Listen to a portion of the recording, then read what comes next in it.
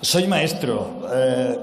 Tengo una familia llena de profesoras, mis hijas, mi mujer, mis cuñados. Y cuando hablamos tenemos una constatación: no hace falta que se cree un grupo de trabajo para constatar el beneficio que supone la bajada de ratio, tanto en los centros de complejidad social como en los que no. Por eso, la Consejería de Educación Valenciana, que gestionamos Compromís desde hace 8 años, no hemos esperado a esta propuesta del Partido Socialista y ya hemos comenzado a aplicarla, a hacer los deberes. El movimiento se demuestra andando.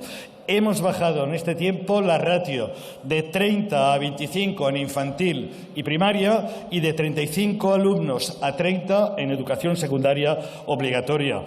No es lo mismo enseñar a leer, enseñar a multiplicar a 25 que a 30, y se lo digo por experiencia. Además, en 55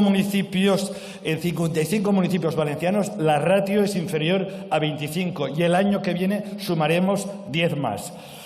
Lo hemos hecho posible, todo esto lo hemos hecho posible contratando 15.000 profesores más. El PP despidió en su última legislatura a 6.000. Nosotros contratamos a 15.000.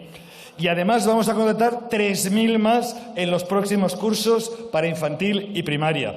Evidentemente, para situarlos donde más falta hacen: especialistas con alumnado de necesidades educativas especiales y centros de educación especial. Acabo.